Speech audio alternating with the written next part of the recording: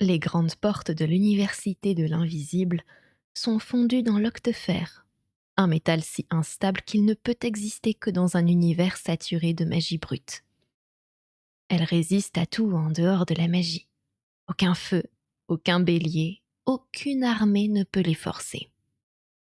Voilà pourquoi la plupart des visiteurs de l'université empruntent la porte de service, faite, elle, de bois parfaitement normal, qui ne s'amuse pas à terroriser le monde, même quand elle reste sérieuse. Elle avait un vrai heurtoir et tout. Mémé examina soigneusement les montants de porte et poussa un grognement de satisfaction quand elle tomba sur ce qu'elle cherchait. Elle n'avait pas douté de le trouver là, habilement caché dans le grain naturel du bois. Elle empoigna le heurtoir en forme de tête de dragon et cogna vivement, 3 fois. Au bout d'un moment, le battant s'ouvrit sur une jeune femme, la bouche pleine de pince à linge. « Échouvrez » s'enquit-elle. Mémé s'inclina, donnant ainsi à la fille l'opportunité de reconnaître le chapeau noir pointu piqué d'épingles en aile de chauve-souris. L'effet fut impressionnant. La fille rougit et, après un rapide coup d'œil dans la ruelle tranquille, fit rapidement signe à Mémé d'entrer. Une grande cour moussue s'étendait de l'autre côté du mur, entrecroisée de cordes à linge. Mémé eut l'occasion de devenir l'une des rares femmes à découvrir ce que les mages portent réellement sous leurs robes, mais elle détourna pudiquement les yeux et suivit la fille sur les dalles avant de descendre une large volée de marches. Les marches conduisaient à un long et haut tunnel bordé d'arcades, pour l'heure envahi de vapeur. Mémé aperçut des rangées interminables de baquets dans les grandes salles de chaque côté. L'air sentait l'odeur chaude et grasse du repassage. Un troupeau de filles chargées de paniers à linge la bousculèrent pour passer et montèrent les marches 4 à 4, avant de s'arrêter à mi-escalier et de se retourner lentement pour la regarder. Mémé redressa les épaules et s'efforça de prendre un air aussi mystérieux que possible. Sa guide, toujours encombrée de ses pinces, la conduisit par un passage latéral dans une pièce qui était un labyrinthe d'étagères couvertes de linge. Au centre exact du labyrinthe, assise à une table, trônait une très grosse femme, affublée d'une perruque rousse. Elle venait d'écrire dans un immense livre de blanchissage. Il était encore ouvert devant elle, mais pour l'instant inspectait un tricot de corps taille grand patron. « Tu as essayé le décolorant ?» Demanda-t-elle. « Oui, madame » fit une jeune femme auprès d'elle. « Et la teinture de mérite ?» ?»« Oui, madame. Il est devenu tout bleu, madame. » Ah, on en apprend tous les jours. fit la blanchisseuse. Et j'en ai pourtant vu. Soufre, suie, sang de dragon, sang de démon et je ne sais quoi encore. Elle retourna le tricot et lut le nom soigneusement cousu à l'intérieur. Un grand pain blanc. Ce sera bientôt grand pain bis s'il ne prend pas davantage soin de son linge. Je te le dis, ma fille, un magicien blanc, c'est ni plus ni moins qu'un magicien noir avec une bonne intendante. Croisant, Elle aperçut Mémé et se tut.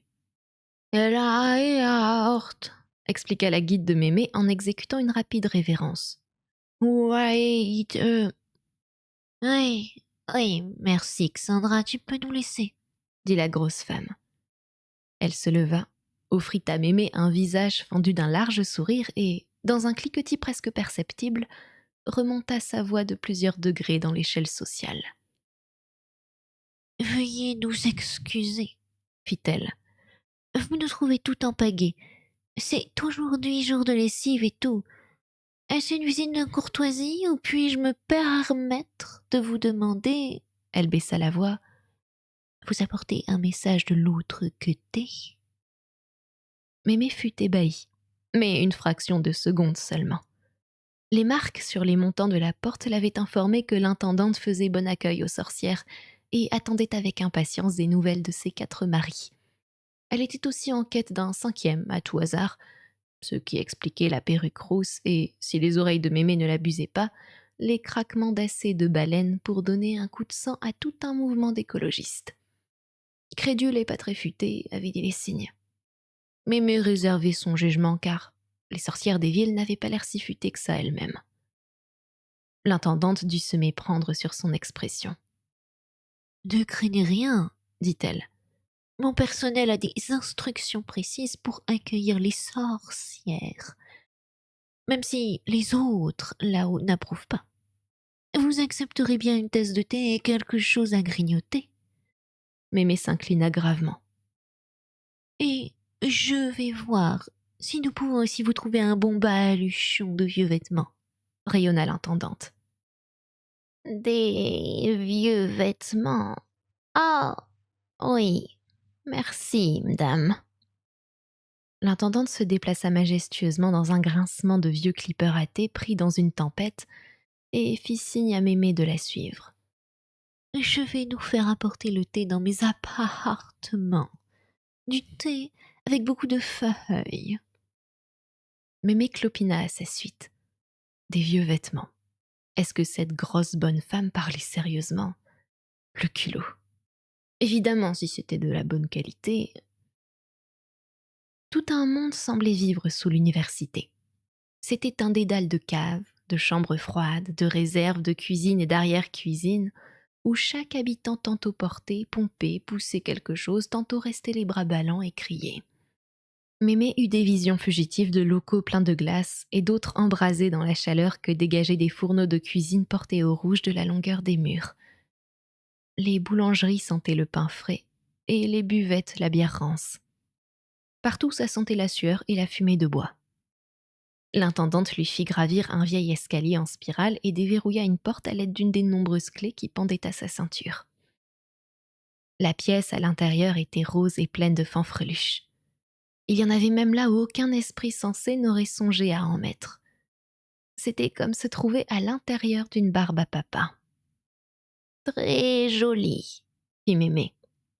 Puis, parce qu'elle sentait qu'on attendait ça d'elle, « de très bon goût. » Elle regarda à la ronde, en quête d'une place sans fanfreluche où s'asseoir, et renonça. « Mais où ai-je la tête ?» chevrota l'intendante. « Je suis Madame Panaris, mais je pense que vous me connaissez, bien entendu. Et j'ai l'honneur de m'adresser à... » « Ah, oh, Mémé Cire du Temps, » répondit Mémé. Les fanfreluches commençaient à lui porter sur le système. Elle faisait mauvaise réputation aux roses. « Je suis moi-même médium, évidemment, » dit Madame Panaris. Mémé n'avait rien contre la bonne aventure, pourvu qu'elle fût maledite par des incapables. Mais c'était une autre affaire quand ceux qui s'y connaissaient la pratiquaient. Elle considérait l'avenir au mieux comme une chose relativement fragile et pensait qu'en le regardant trop fort, on risquait de le modifier.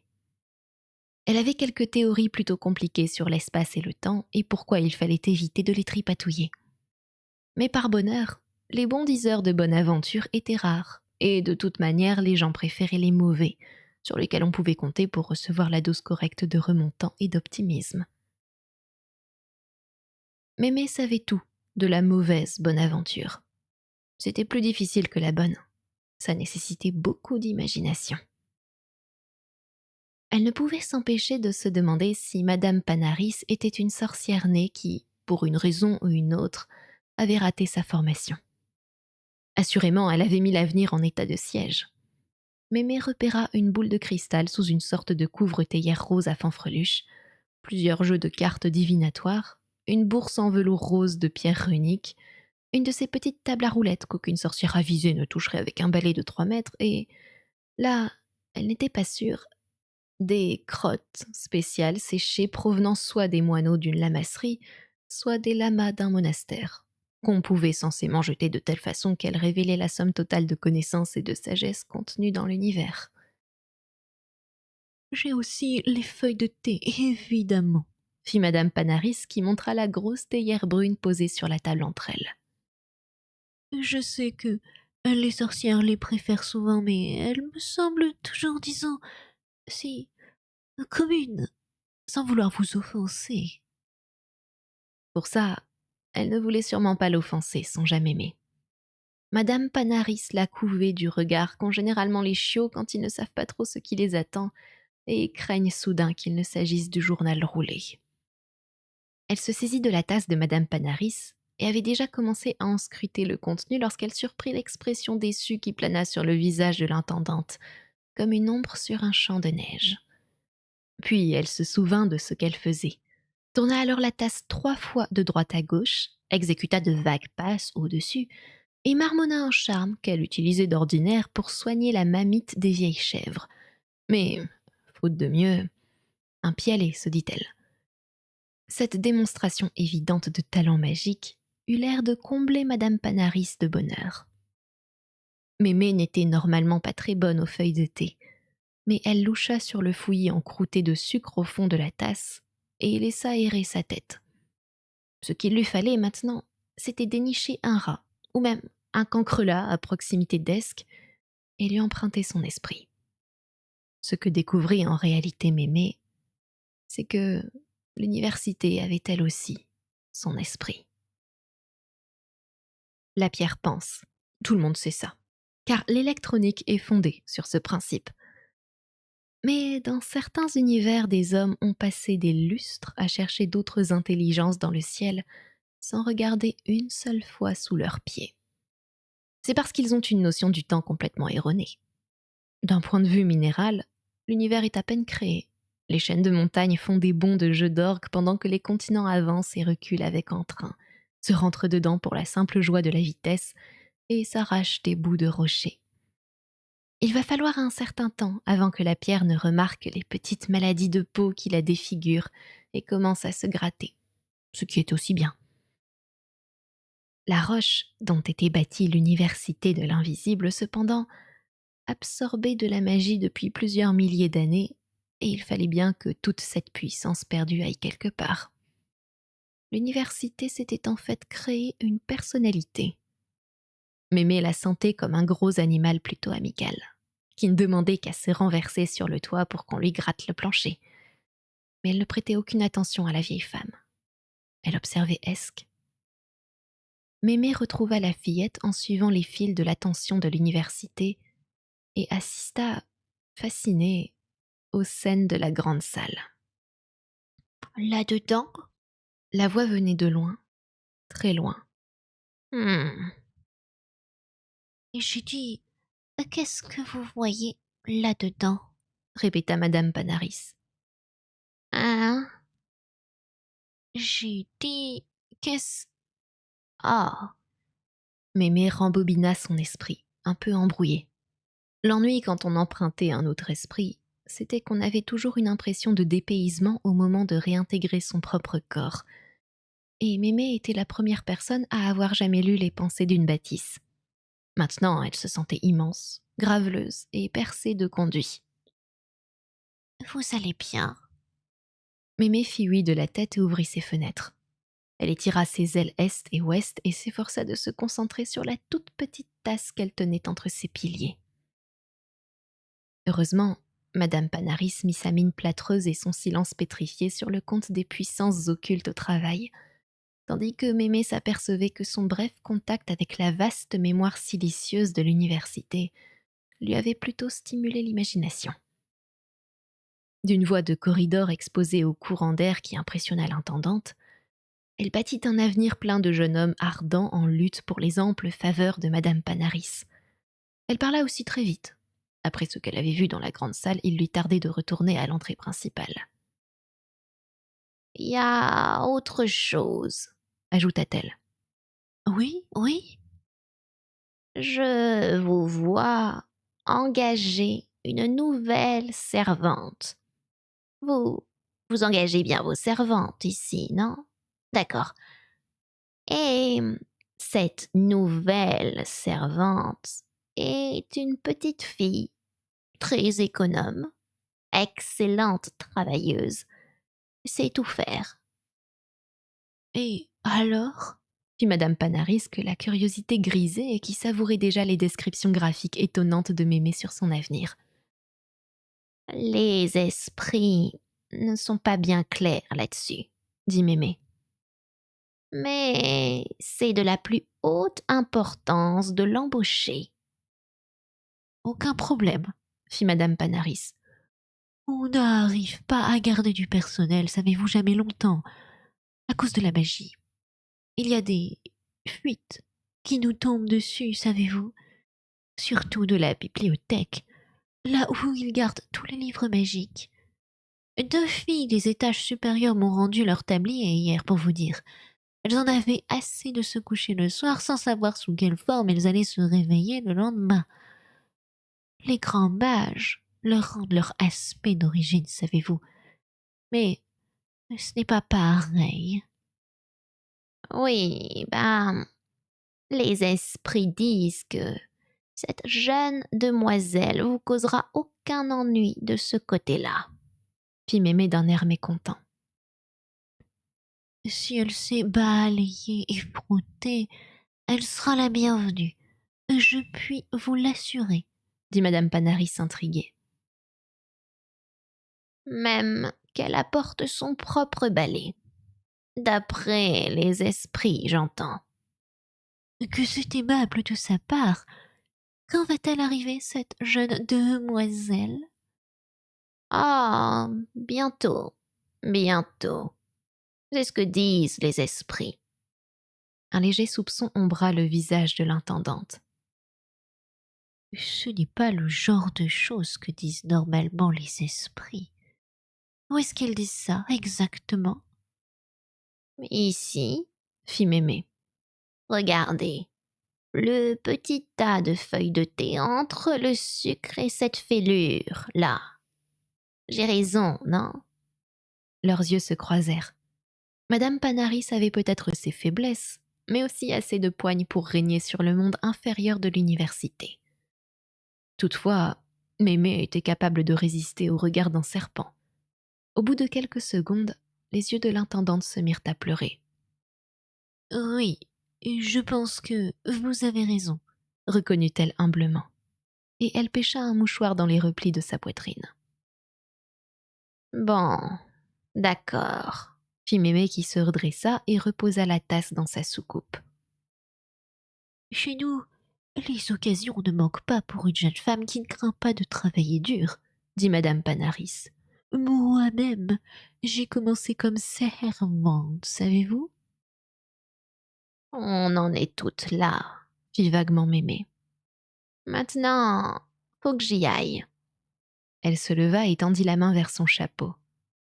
Mais faut que je me dépêche. Rendez-vous urgent, lança Mémé par-dessus son épaule tandis qu'elle dévalait l'escalier. il y a un baluchon de vieux vêtements. Mémé marqua une pause. Ses instincts cherchaient à prendre le dessus. Du velours noir? Oui, et un peu de soie. Mémé n'était pas sûre d'aimer la soie. Elle avait entendu dire que ça sortait du derrière d'une chenille, mais le velours noir exerçait un fort pouvoir d'attraction. La loyauté l'emporta. Mettez-le de côté. Je repasserai peut-être, cria-t-elle, et elle fonça dans le couloir.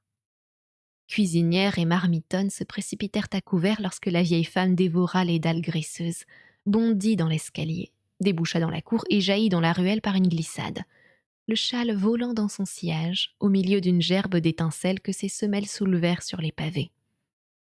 Une fois dehors, elle releva ses jupes, passa la vitesse surmultipliée et vira au coin de la grande place dans le crissement d'un dérapage contrôlé sur deux chaussures qui laissa une longue éraflure blanche sur les cailloux.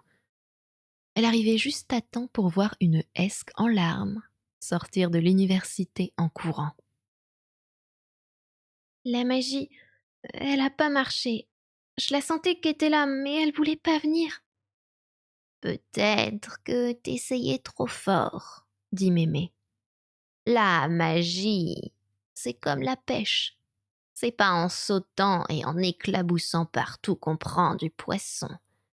Faut attendre tranquillement, le laisser venir tout seul. Et puis tout le monde s'est moqué de moi.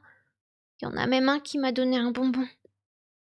T'as pas perdu ta journée, alors, dit Mémé. Mémé, fit Esque d'un ton accusateur.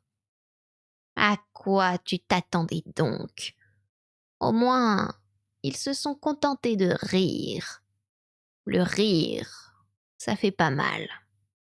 T'as abordé le chef des mages, tu t'es pavané devant tout le monde, et on s'est seulement moqué de toi.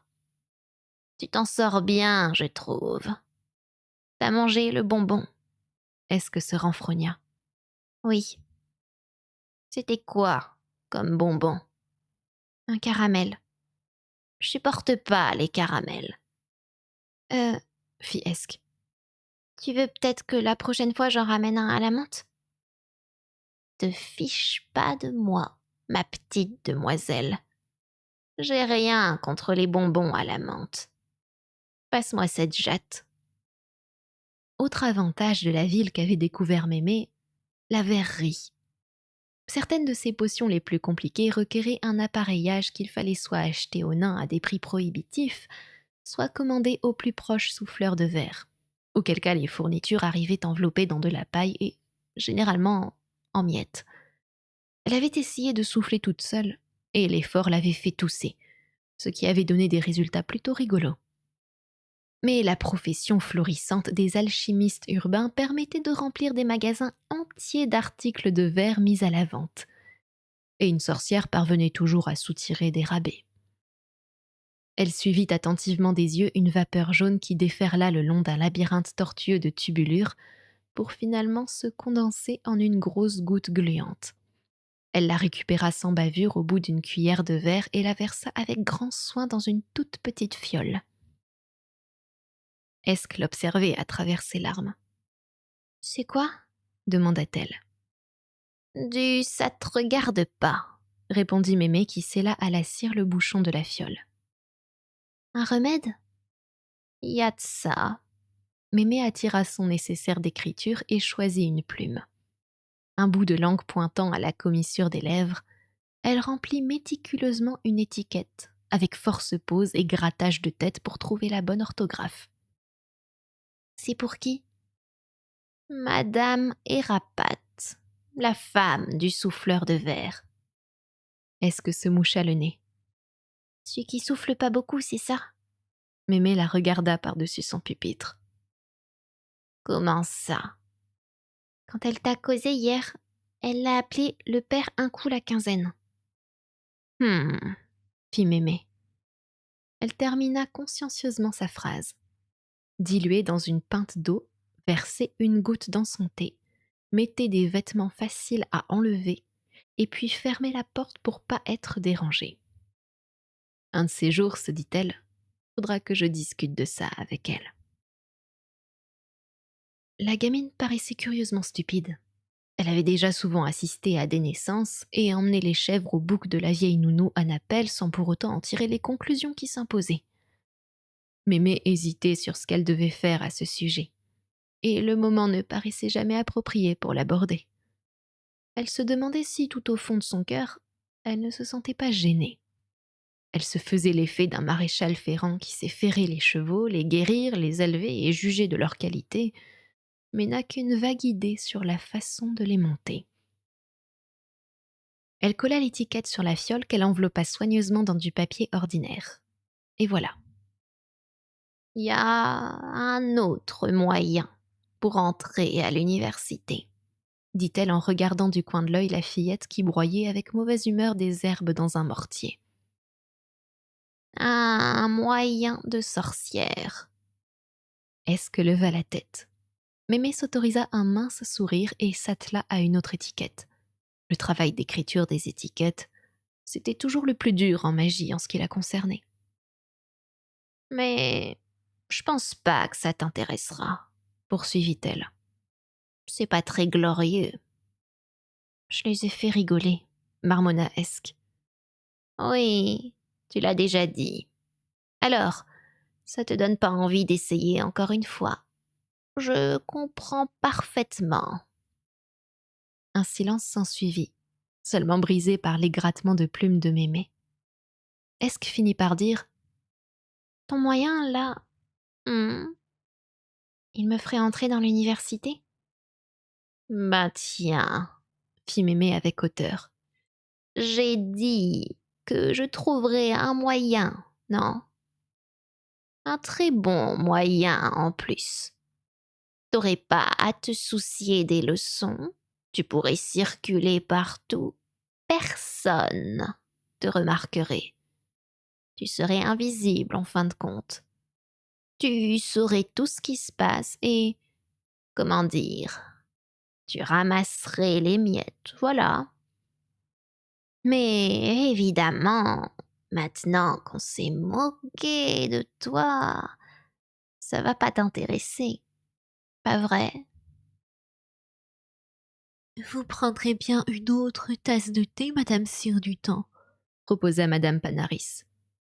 Maîtresse, fit Mémé. Je vous demande pardon. C'est maîtresse, sire du temps, répéta Mémé. 3 sucres, s'il vous plaît. Madame Panaris lui avança le sucrier. Elle prenait plaisir aux visites de Mémé, mais ça lui coûtait cher en sucre. Les morceaux ne faisaient pas long feu dans les parages de la sorcière. Très mauvais pour la silhouette, Remarqua l'intendante. mais aussi pour les dents, je l'ai entendu dire. Ma silhouette, n'en parlons pas. J'en ai jamais eu. Et mes dents se portent très bien toutes seules, dit Mémé. Ce n'était hélas que trop vrai. Mémé souffrait de dents résolument saines, gros désavantage de son point de vue pour une sorcière.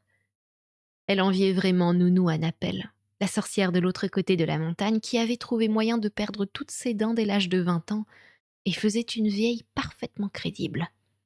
Ça obligeait à manger beaucoup de soupe, mais on y gagnait aussi beaucoup de respect. Et puis, il y avait les verrues. Sans aucun effort, Nounou était parvenue à donner à sa figure l'allure d'une chaussette remplie de billes, tandis que Mémé avait consulté les meilleurs spécialistes sans même obtenir le poireau de rigueur sur le nez. Certaines sorcières cumulaient toutes les chances. Fit-elle, consciente de la voix flûtée de Madame Panaris. Je dis Répéta l'intendante. que la jeune Escarina est une vraie perle, une petite merveille. Elle ne laisse pas une tache par terre, pas une. Aucun travail ne la rebute. Je lui ai dit hier, oui, je lui ai dit. Ton balai, c'est comme s'il était vivant. Et savez-vous ce qu'elle m'a répondu? J'ose même pas deviner, fit Mémé d'une voix faible. Elle a dit que la poussière en avait peur. Vous vous rendez compte?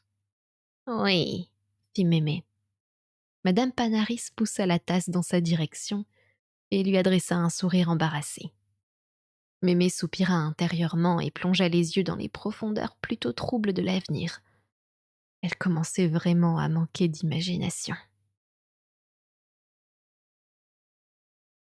Le balai parcourut d'un trait le corridor et souleva un grand nuage de poussière qu'on aurait dit, en regardant bien, comme aspiré dans l'ustensile. En regardant mieux, on aurait vu que le manche portait d'étranges marques, pas tant gravées qu'accrochées dessus, qui avaient l'air de changer de forme quand on les fixait. Mais personne ne regardait. Esk, assise à l'une des fenêtres hautes et profondes de l'université, contemplait la ville. Elle se sentait plus en colère qu'à l'ordinaire. Aussi le balai attaquait-il la poussière avec une vigueur inusitée. Les araignées couraient s'abriter à la vitesse d'un éclair à 8 pattes tandis que leurs toiles ancestrales disparaissaient dans le vide. Dans les murs, les souris se pressaient les unes contre les autres, les pattes arc-boutées contre la paroi de leur trou. Les vers à bois se débattaient dans les poutres du plafond quand ils se sentaient inexorablement aspirés en arrière vers l'entrée de leur galerie. « Ramassez les miettes !» fit Esk. Sa situation avait de bons côtés, fallait le reconnaître. La nourriture était simple, mais abondante. Elle bénéficiait d'une pièce pour elle toute seule sous les toits. Un vrai luxe car elle pouvait y rester couchée jusqu'à 5 heures du matin, ce qui, pour Mémé, équivalait à faire la grasse matinée. Le travail n'était assurément pas dur. Il lui suffisait de commencer à balayer. Le balai comprenait alors ce qu'on attendait de lui, et elle pouvait se distraire jusqu'à ce qu'il ait terminé. Si quelqu'un s'en venait, le balai s'appuyait aussitôt nonchalamment contre un mur. Mais elle n'apprenait pas de magie. Elle errait dans des classes vides et regardait les diagrammes tracés à la craie sur les tableaux et sur le sol dans les classes plus avancées. Hélas, les configurations lui étaient dénuées de sens et déplaisantes. Elle rappelait à Esk les images dans le livre de Simon. Elle paraissait vivante. Ses yeux se perdirent par-delà les toits d'Ankh-Morpork et elle raisonna ainsi. L'écriture, c'était seulement les mots que disaient les gens, tassés entre des couches de papier jusqu'à fossilisation. On connaît bien les fossiles sur le disque monde. De grandes coquilles en spirale et des créatures mal fichues qui restaient d'une époque où le créateur n'avait pas vraiment décidé de ce qu'il voulait faire et, soyons francs, bricolé avec le Pléistocène pour passer le temps. Et les mots que disaient les gens n'étaient que les ombres des vraies choses. Mais certaines choses étaient trop grosses pour que les mots les prennent véritablement au piège. Et les mots eux-mêmes étaient trop puissants pour que l'écriture les domestique complètement. Donc, il s'ensuivait que certaines écritures cherchaient en fait à devenir des choses. À ce stade du raisonnement, les pensées d'Esk s'embrouillèrent. Mais la fillette avait la certitude que les mots vraiment magiques étaient ceux qui palpitaient avec colère, qui essayaient de s'échapper pour devenir réalité. Elle ne les trouvait pas très sympathiques. Elle se souvint alors de la veille. Plutôt bizarre. Les salles de classe de l'université étaient conçues sur le principe de l'entonnoir. Des rangées de sièges, polis par les derrières des plus grands mages du disque, descendaient à pic vers une aire centrale comprenant un établi, 2 tableaux noirs et suffisamment de place par terre pour un octogramme de démonstration de dimensions convenables. Il y avait beaucoup d'espaces morts sous les rangées de sièges, poste d'observation bien pratique, d'où est-ce que suivait l'instructeur des yeux entre les chaussures pointues des apprentis. Elle y était tranquille. Le ronronnement des conférenciers lui passait par-dessus la tête avec autant de douceur que le bourdonnement des abeilles éméchées dans le jardin d'herbes aromatiques spécial de Mémé. Apparemment, il n'y avait jamais de travaux pratiques de magie. Toujours des mots. Les mages avaient l'air d'aimer ça, les mots. Mais la journée d'hier avait été différente. Assise dans l'obscurité poussiéreuse, Esk essayait de faire de la magie, encore très simple, lorsqu'elle avait entendu la porte s'ouvrir et des souliers claquer lourdement sur le sol. La chose était surprenante en soi. Esk connaissait les emplois du temps et les étudiants de 2e année qui occupaient normalement cette salle étaient descendus au gymnase suivre le cours de dématérialisation pour débutants que donnait Géophal le Déluré. Les étudiants en magie n'avaient guère l'usage des exercices physiques. Le gymnase était une grande salle doublée de plomb et de bois de sorbier où les néophytes pouvaient travailler la haute magie sans gravement déséquilibrer l'univers. Quoique, pas toujours sans gravement se déséquilibrer eux-mêmes. La magie n'avait aucune pitié pour les maladroits. Si certains manchots avaient encore la chance de repartir sur leurs jambes, on évacuait d'autres empotés dans des bocaux. Esk avait épié entre les lattes. Ce n'étaient pas des étudiants mais des mages, et de rang élevé à en juger par leurs robes. Et il n'y avait pas à se méprendre sur la silhouette qui était montée sur l'estrade du conférencier comme une marionnette mal dirigée, s'était cognée lourdement contre le pupitre avant de lui présenter des excuses d'un air absent. Il s'agissait de Simon. Personne d'autre n'avait les yeux comme 2 œufs crus dans de l'eau chaude et un nez rouge vif à force d'être mouché. Pour Simon, le taux de pollen était toujours trop élevé. Esk s'était aperçu que, sans son allergie à l'ensemble de la création, après une bonne coupe de cheveux et quelques leçons de maintien, l'apprenti aurait pu être joli garçon. Réflexion inhabituelle qu'elle avait mise de côté pour examen ultérieur. Une fois son auditoire installé, Simon avait entamé un exposé. Il lisait des notes et, chaque fois qu'il trébuchait sur un mot, les mages, comme un seul homme, ne pouvaient s'empêcher de le clamer en chœur à sa place. Au bout d'un moment, un bâton de craie s'était élevé du pupitre pour se mettre à écrire au tableau derrière lui. Est-ce qu'en savait assez sur la magie pour reconnaître là un exploit? Simon ne fréquentait l'université que depuis 2 semaines, et la plupart des étudiants ne maîtrisaient toujours pas la lévitation légère en fin de 2e année. Le petit bâton blanc courait et crissait sur le tableau noir en contre-champ à la voix du jeune homme. Même en tenant compte de son bégaiement, ce n'était pas un très bon orateur. Il laissait tomber ses notes. Il se reprenait. Il entrecoupait ses phrases de « et de « a ». De la videsque, il ne racontait pas grand-chose. Des expressions filtrées jusque dans sa cachette. Tissu élémentaire de l'univers en était une, et elle ne voyait pas de quoi il retournait à moins qu'il ne s'agisse de coton ou de pilou. Mutabilité de la matrice de potentialité. Celle-là, elle n'y comprenait rien. Parfois, il laissait entendre que rien n'existait sans les gens pour le croire, et qu'en réalité, le monde était là uniquement parce que les gens n'arrêtaient pas de l'imaginer. Mais ensuite, il prétendait qu'il y en avait plein d'autres, des mondes presque tous pareils et qui occupaient presque tous la même place, séparés par l'épaisseur du nombre, si bien que tous les événements possibles trouvaient à se produire quelque part. Sur ce point, Esk se sentait moins perdue. Elle nourrissait quelques soupçons là-dessus depuis qu'elle avait nettoyé les toilettes des grands mages, ou plutôt depuis que le balai s'était chargé du travail pendant qu'elle examinait les urinoirs et formulait sa théorie générale personnelle d'anatomie comparée, grâce à certains détails à demi oubliés de ses frères dans la bassine de fer blanc devant la cheminée familiale. Les toilettes des grands mages étaient un lieu magique doté d'une véritable eau courante, d'un carrelage éducatif et, plus important, de 2 grands miroirs d'argent fixés sur des murs en vis-à-vis. Si bien qu'en se regardant dans l'un, on voyait son image répétée encore et encore jusqu'à ce que, trop petite, on ne la distingue plus. Premier contact d'Esk avec l'idée d'infini. Mais pour en revenir à la question présente, elle avait eu l'impression qu'une des esques du miroir, à la limite de sa vision, lui faisait bonjour de la main. Il y avait quelque chose de troublant dans les expressions que Simon employait. La moitié du temps, il avait l'air de dire que le monde n'était guère plus réel qu'une bulle de savon, ou qu'un rêve. La craie crissait sur le tableau derrière lui. Il devait parfois s'arrêter pour expliquer des symboles aux mages qui, de la vie d'Esk, s'excitaient sur des phrases complètement idiotes. Ensuite, la craie repartait, franchissait l'espace noir en une trajectoire infléchie telle une comète accompagnée de sa queue de poussière. Dehors, la lumière se retirait du ciel. Alors que la salle s'obscurcissait, les mots à la craie avaient rougeoyé et le tableau avait cessé de paraître noir aux yeux d'Esk, mais plutôt dissous, comme un trou rectangulaire découpé dans le monde. Simon avait poursuivi son exposé sur le monde composé d'éléments minuscules dont seule l'absence permettait de constater la présence. Des petites boules tournoyantes de néant que la magie pouvait assembler à sa guise pour former des étoiles, des papillons et des diamants. Tout n'était fait que de vide.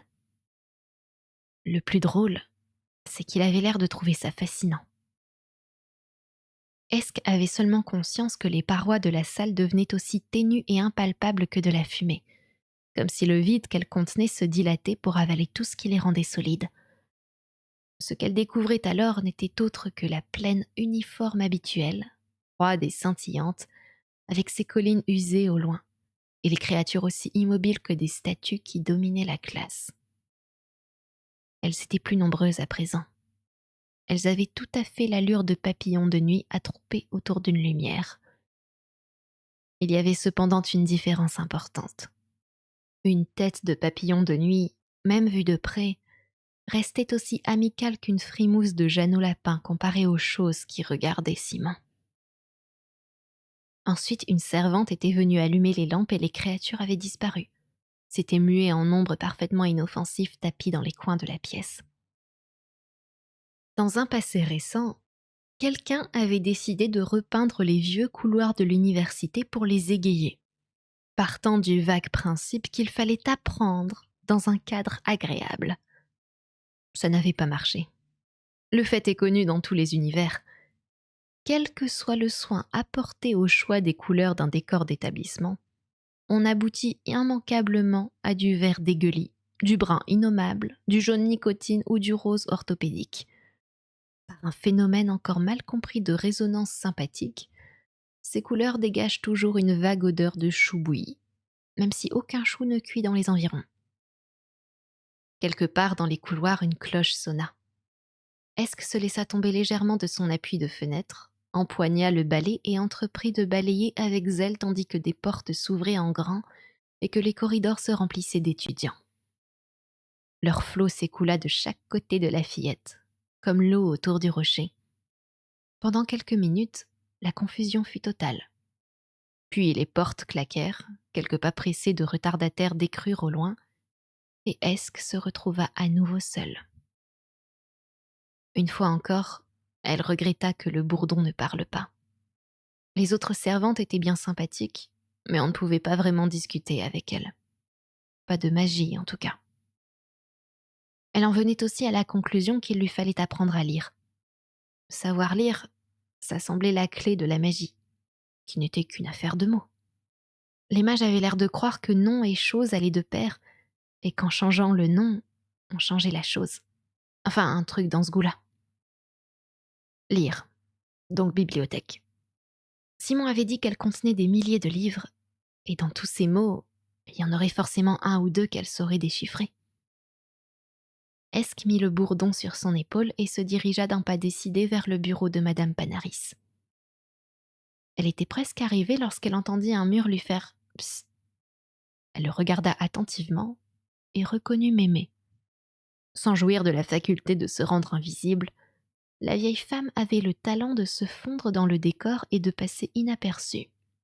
« Alors, comment ça marche ?» demanda-t-elle. « Ça rentre, la magie. »« Qu'est-ce que tu fais là, Mémé ?» s'étonna Esk. « Suis allée dire la bonne aventure à Madame Panaris, » répondit la sorcière qui leva un paquet de vieux vêtements d'un air satisfait. Son sourire s'effaça devant le regard sévère d'Esk. « Bah, les choses sont différentes à la ville, » dit-elle.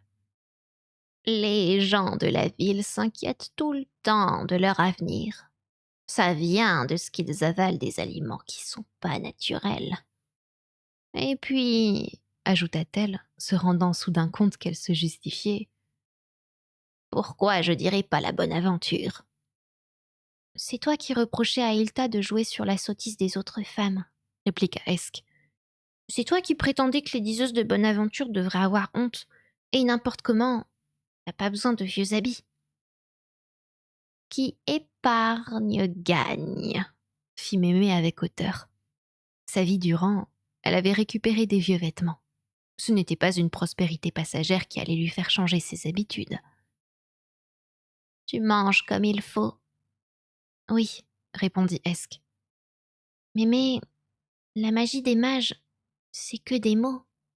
Je l'ai toujours dit. Non, c'est pas... commença Esk. Mais la vieille femme agita une main irritée. M'embête pas avec ça pour l'instant, dit-elle. J'ai de grosses commandes pour ce soir. Si ça continue, va falloir que je forme quelqu'un. Tu pourrais pas passer me voir un après-midi où t'es de congé, ou à un autre moment de liberté qu'on te donne. Former quelqu'un ? Répéta Esk horrifiée. Tu veux dire comme sorcière ? Non, fit Mémé. Enfin, peut-être. Mais, et moi alors ? Bah, toi, tu suis ta route, dit Mémé. Où qu'elle te mène. Fit Esk. Mémé la regarda étonnée. Bon, j'y vais, dit-elle enfin. Elle fit demi-tour et partit à grands pas vers l'entrée des cuisines. Sa cape tournoya alors, et Esk constata qu'elle était maintenant doublée de rouge sombre, vineux, mais de rouge quand même. Sur Mémé qu'on n'avait jamais vu porter de vêtements apparents outre que noirs, une couleur tellement commode, c'en était choquant. La bibliothèque ? S'étonna Madame Panaris. Je ne crois pas qu'on la balaye. Elle avait l'air sincèrement perplexe. Pourquoi ? Voulut savoir Esk. Y a pas de poussière ? Eh bien, fit Madame Panaris. Elle réfléchit un instant. Et je suppose que si, maintenant que tu le dis, je n'y avais jamais vraiment pensé. Vous comprenez, j'ai déjà balayé partout, dit Esk d'une voix douce. Oui, fit Madame Panaris.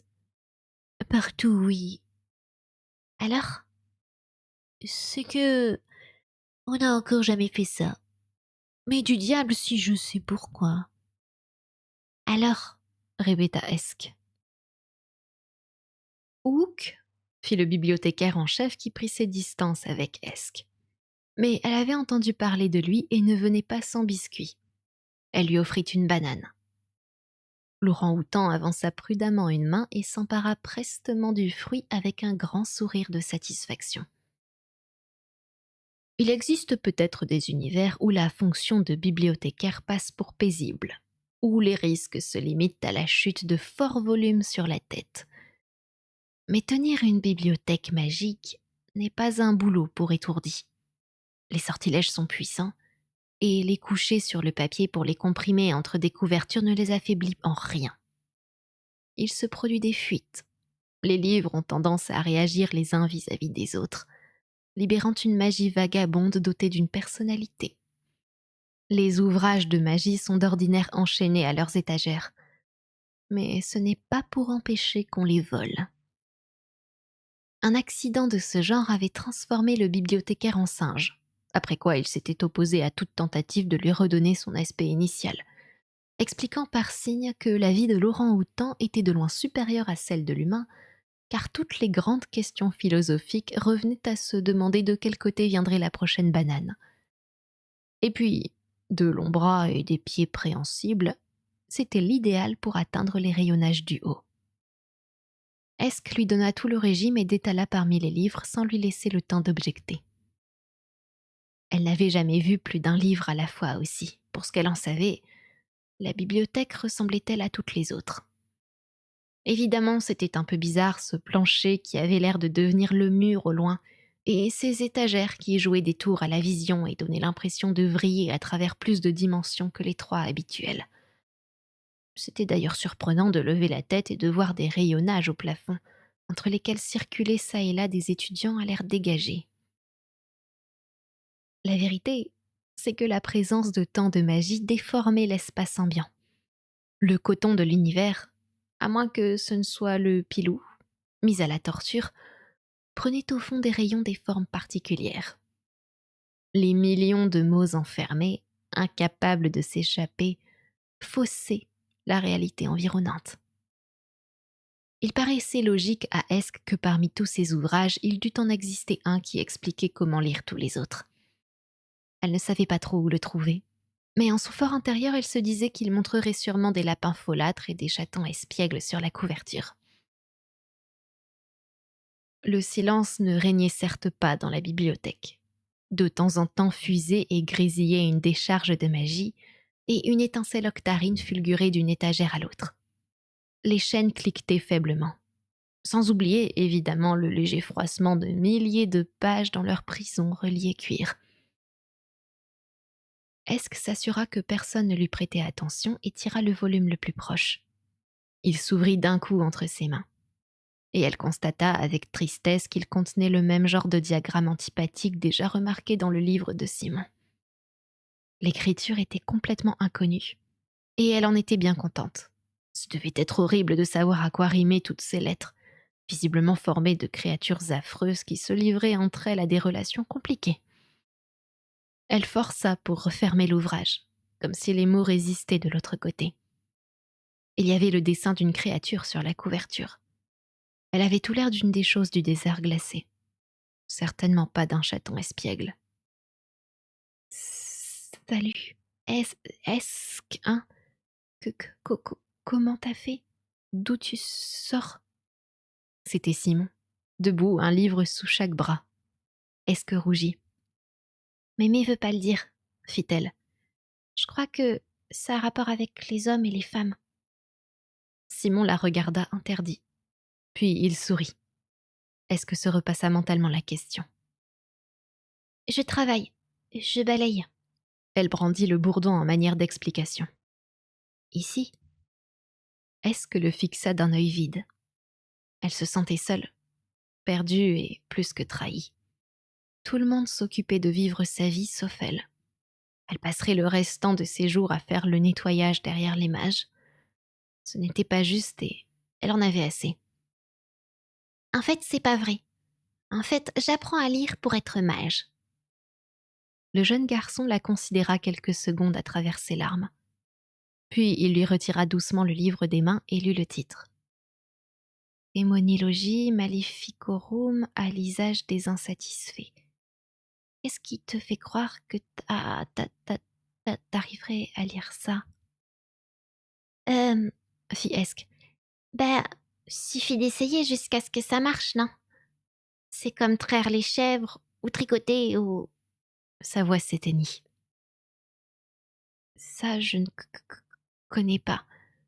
Les livres-là sont des fois, disons, a- agressifs. Si tu ne fais pas attention, ce sont eux qui te lisent. Toi. Comment ça? On raconte, compléta Esk automatiquement, qu'il y avait une fois Un mage qui s'était s'était mis? à lire le Necrotélécomnicon et avait laissé aller son esprit.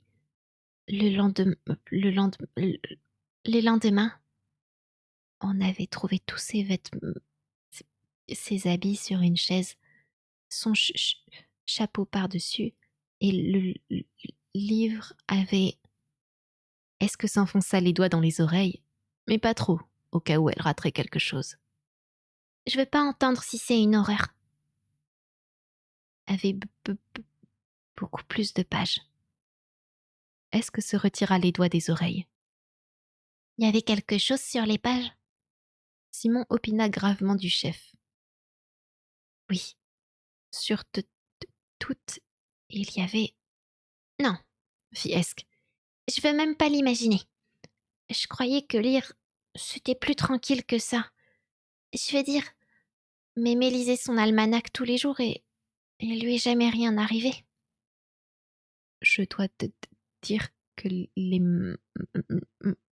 mots, ordinaires apprivoisés ne sont pas dangereux, concéda Simon magnanime. t'en es bien sûr? Demanda Esk.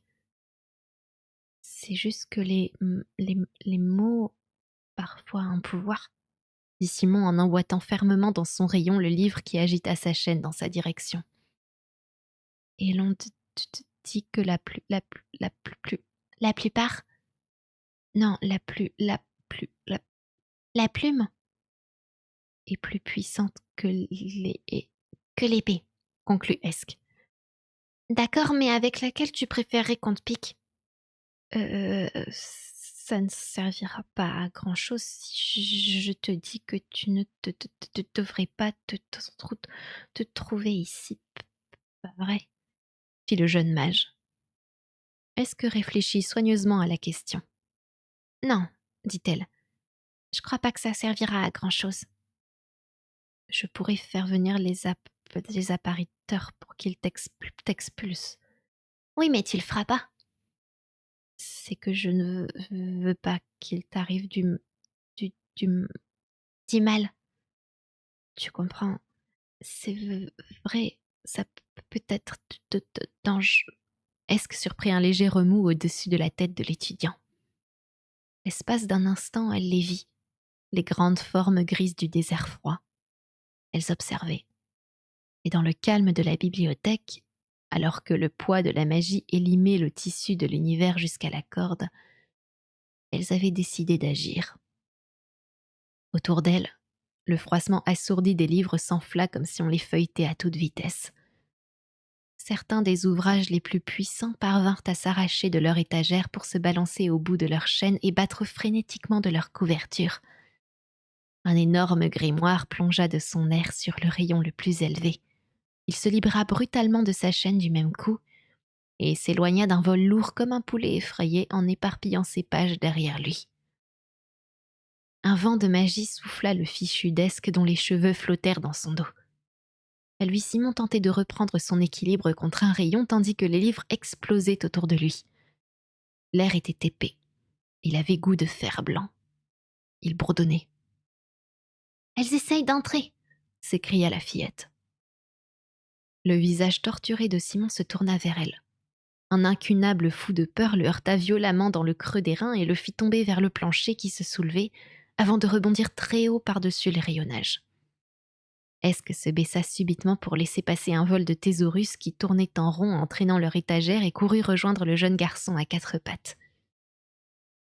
C'est ça qui fait si peur aux livres, lui hurla-t-elle dans l'oreille. Tu les vois donc pas là-haut? Simon fit muettement non de la tête. Un livre rompit sa reliure au-dessus d'eux et les arrosa de ses pages. L'horreur peut se faufiler dans l'esprit par la voie des sens. Il y a le petit rire éloquent entendu dans la pièce sombre fermée à clé, la vue d'une moitié de chenille dans la fourchetée de salade, la drôle d'odeur qui monte de la chambre à coucher du locataire, le goût de limace dans le chou-fleur au gratin. Le toucher normalement reste en dehors du cou. Mais quelque chose arrivait au plancher sous les mains d'Esk. Elle baissa les yeux, un rictus d'horreur aux lèvres parce que les lattes poussiéreuses étaient soudain rugueuses et sèches et très, très froides. Du sable fin et argenté lui coula entre les doigts. Elle saisit le bourdon et, un bras devant les yeux pour les protéger du vent, l'agita en direction des silhouettes démesurées au-dessus d'elle. Il eût été plaisant d'écrire qu'un jet fulgurant de feu comme une tornade blanche dégraissa l'atmosphère du sol au plafond. Mais la tornade oublia de se matérialiser. Le bourdon se tortilla dans la main d'Esk à la façon d'un serpent et asséna un coup à Simon, sur le côté de la tête. Les choses grises tremblotèrent et disparurent.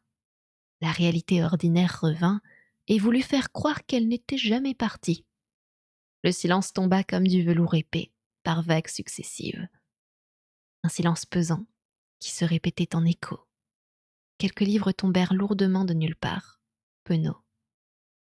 Le sol sous les pieds d'Esk était indubitablement de bois. Elle le frappa énergiquement du talon pour confirmation. Il y avait du sang par terre, et Simon gisait au beau milieu, inerte. Esk le considéra, regarda en l'air où tout était calme, puis se tourna vers le bourdon. Il paraissait content de lui. Elle eut conscience de voix et de pas précipités au loin. Une main comme un fin gant de cuir se glissa gentiment dans la sienne et quelqu'un derrière elle lui souffla « Ouc !» Elle pivota et se retrouva nez à nez avec la figure douce de chambre à air du bibliothécaire. Il se mit un doigt sur les lèvres en un geste éloquent et la tira sans brutalité. « Je l'ai tué !» murmura-t-elle. Le bibliothécaire fit non de la tête et tira avec insistance. « Ouc !» expliqua-t-il. « Ouc !»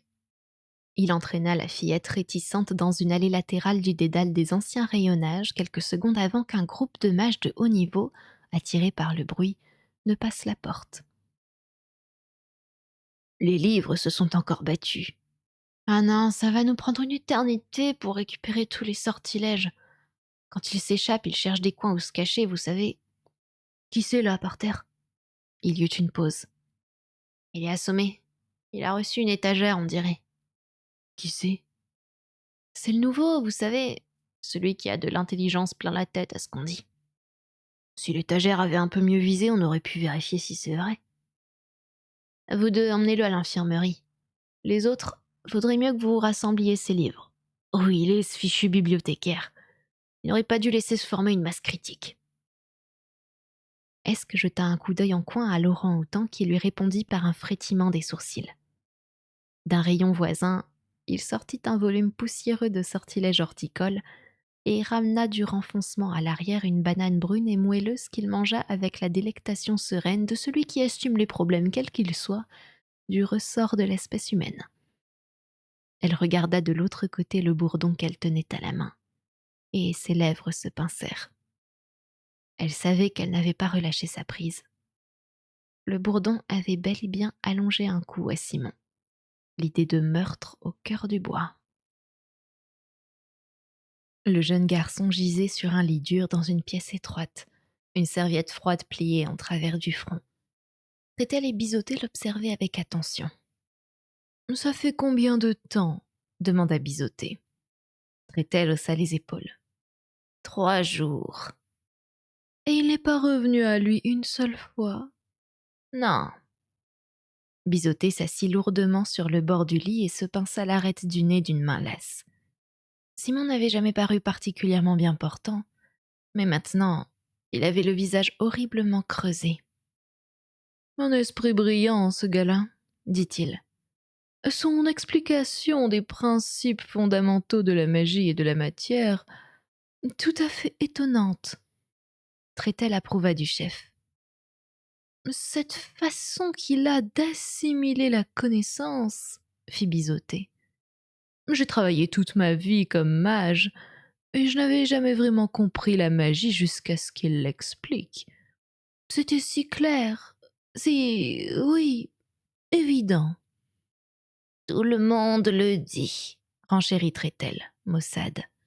ils disent que c'est comme se faire enlever un bandeau et voir la lumière du jour pour la première fois. C'est exactement ça, reconnut Bisoté. C'est de la graine de sourcelier, pas de doute. Vous avez eu raison de nous l'amener. Il y eut une pause de réflexion. Seulement, Fit Trétel. Seulement quoi demanda Bisoté. seulement, vous en avez compris quoi, vous? Répliqua Trétel. Ça me turlupine. Je veux dire, est-ce que vous pouvez l'expliquer? Comment ça expliquer Bisoté avait l'air inquiet. Ce qu'il raconte. Fit Trétel, une ombre de désespoir dans la voix. Oh, il connaît son affaire, je sais. Mais c'est quoi, exactement? Bisoté le regarda bouche bée. Enfin, il répondit. Oh, c'est simple. La magie remplit l'univers, vous voyez. Et chaque fois que l'univers change... Non, je veux dire, chaque fois que la magie est invoquée, l'univers change. Mais dans toutes les directions d'un coup, voyez-vous, et... Il agita des mains hésitantes, en quête d'une étincelle de compréhension sur le visage de Trétel. Autrement dit, tout morceau de matière, par exemple une orange, le monde ou Un crocodile. suggéra Trétel. Oui, un crocodile ou ce que vous voulez. Tout a au fond la forme d'une carotte. Je ne me souviens pas de ce passage-là, Dit Trétel. Je suis sûr que c'est ce qu'il a dit, fit Bisoté. Il commençait à transpirer.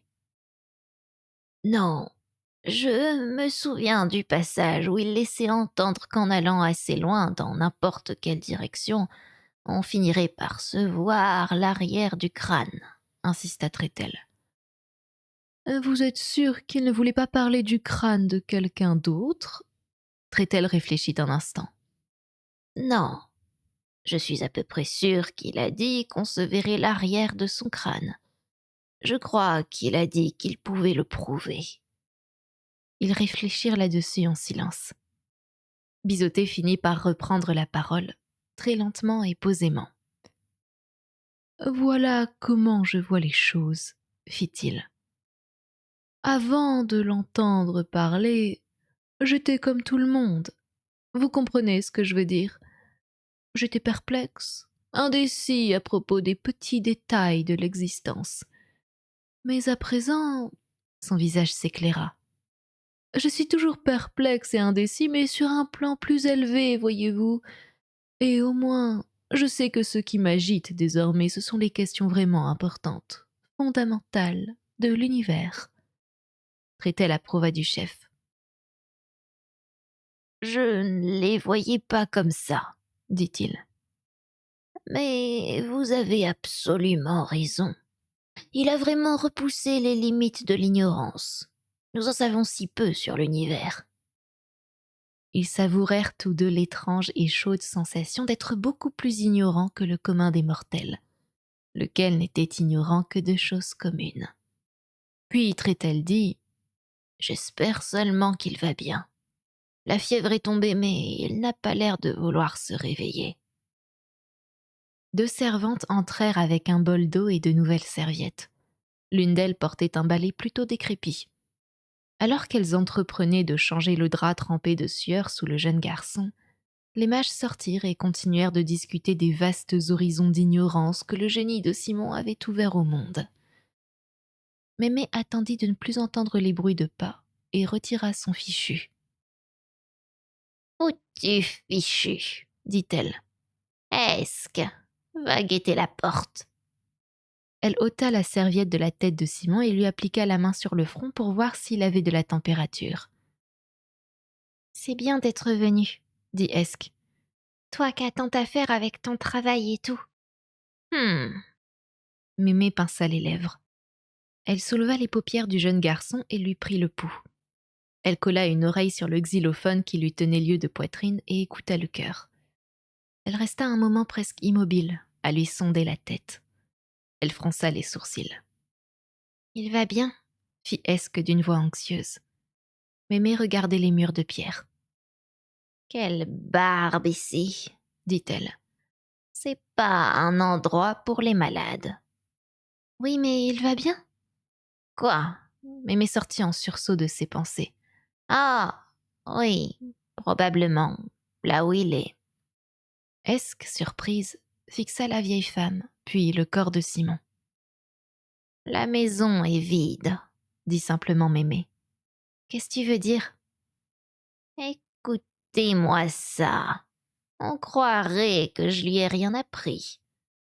Je veux dire que son esprit est parti en balade. Il lui est sorti de la tête. » Elle posa sur Simon un regard qui frisait l'admiration. « Vraiment étonnant, » ajouta-t-elle. « J'avais encore jamais vu de mage capable de faire un emprunt. » Elle se tourna vers Esk, dont la bouche s'arrondissait en un haut d'horreur.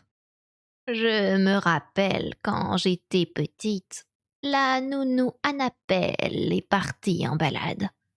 Elle ne pensait qu'à faire la renarde, si je me souviens bien. Ça nous a pris 2 jours pour la retrouver. Et puis il y a eu toi, même chose. Je t'aurais jamais retrouvée sans cette espèce de bourdon et... Qu'est-ce que t'en as fait, ma fille ?»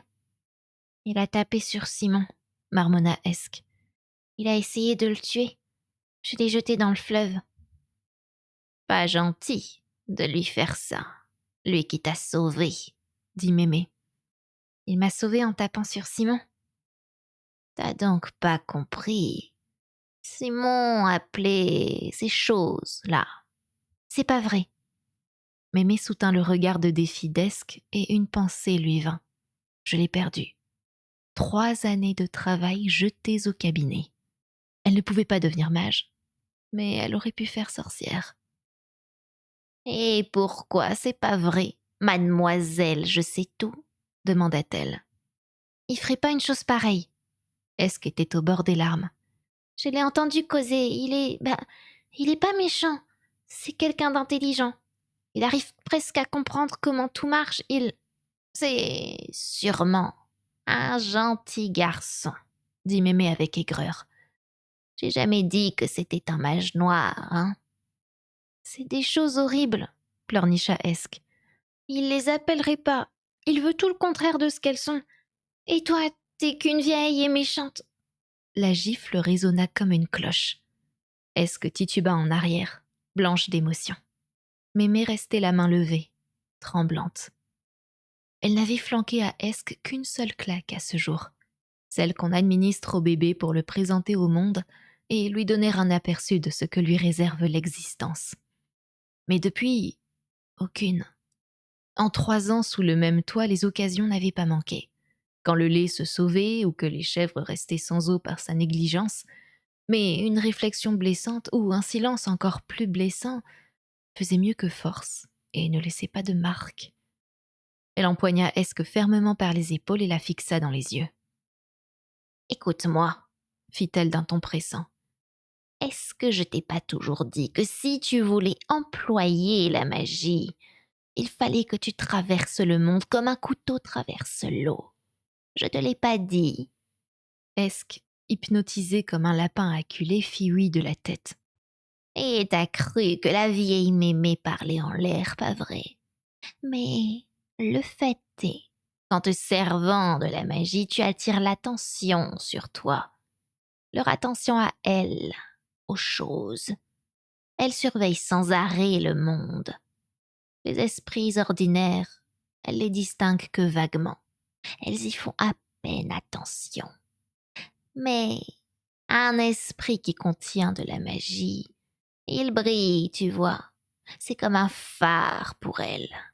C'est pas l'obscurité qui les fait venir, c'est la lumière. La lumière qui crée les ombres. Mais, mais pourquoi elles s'intéressent à ça?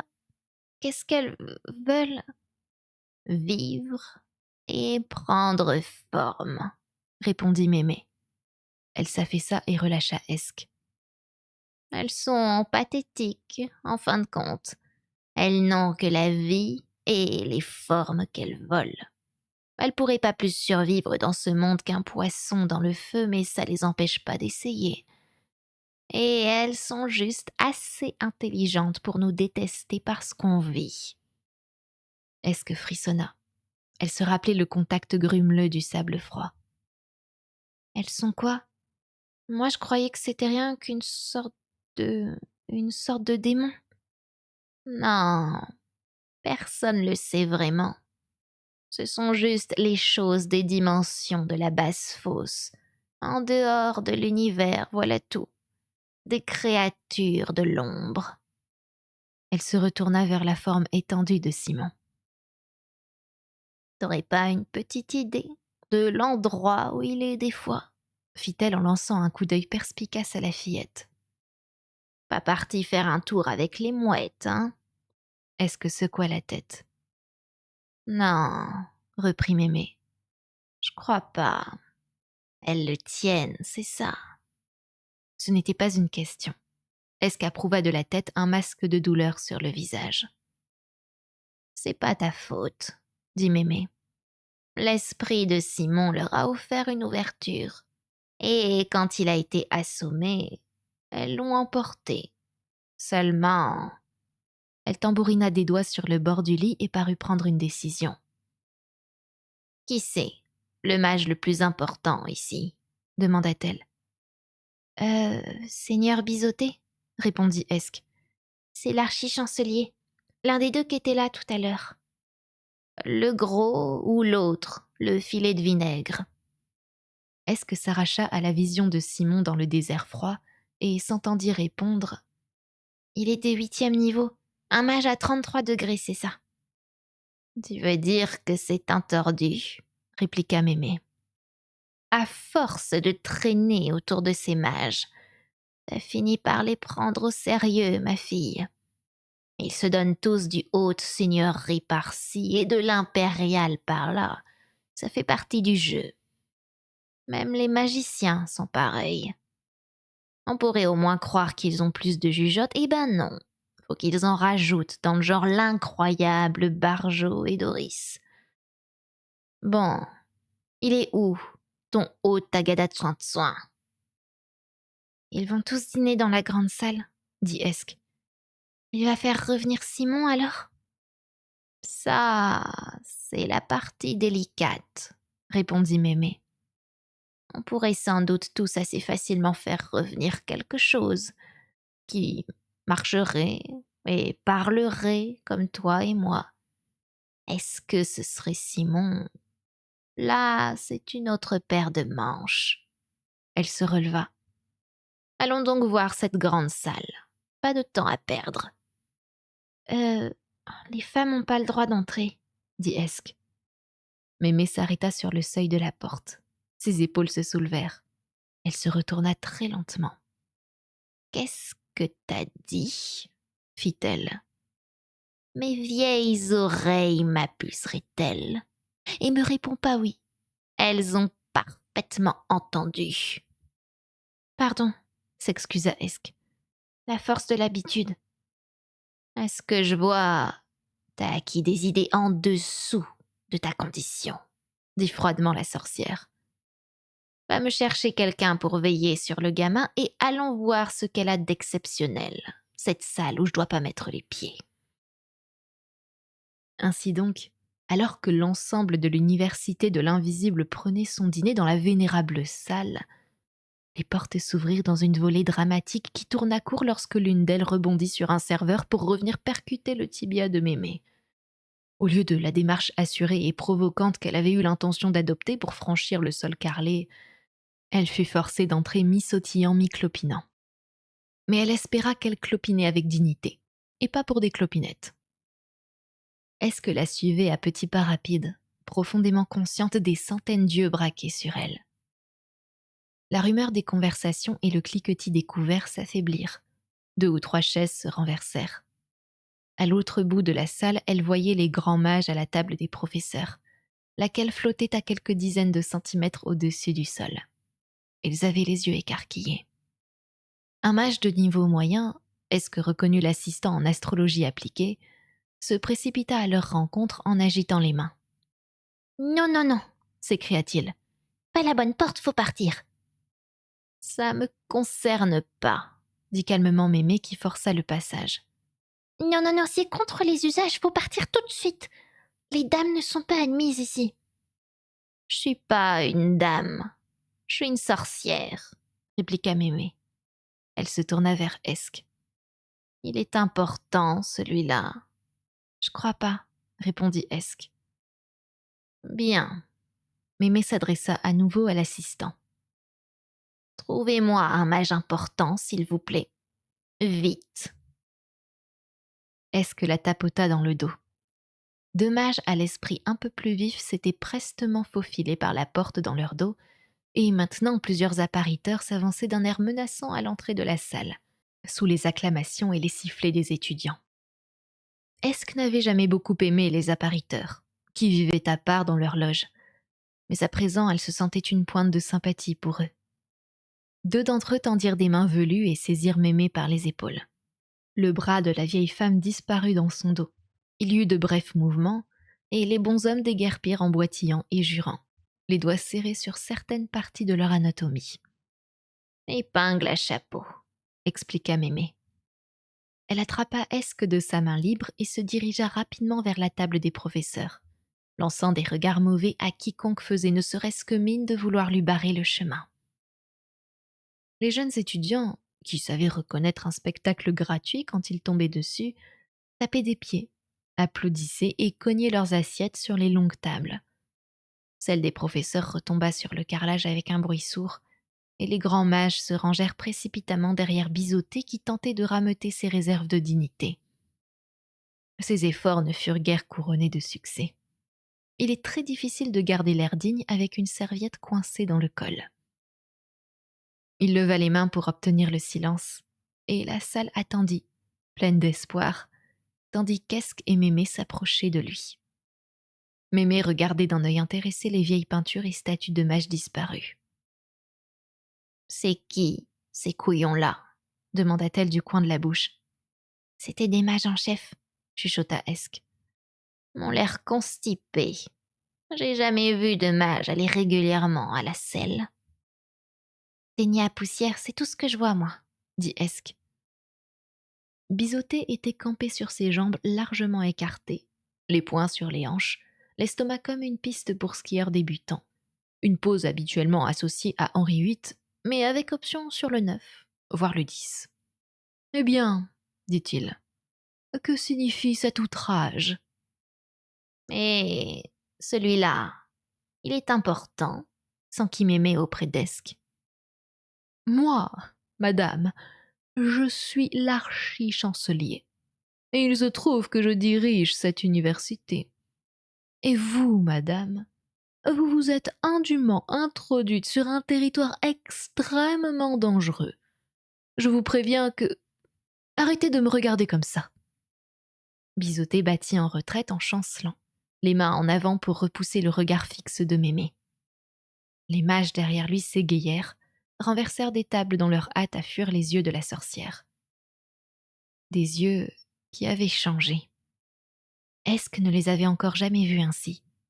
Ils étaient de pur argent, comme 2 petits miroirs circulaires qui réfléchissaient tout ce qu'ils voyaient.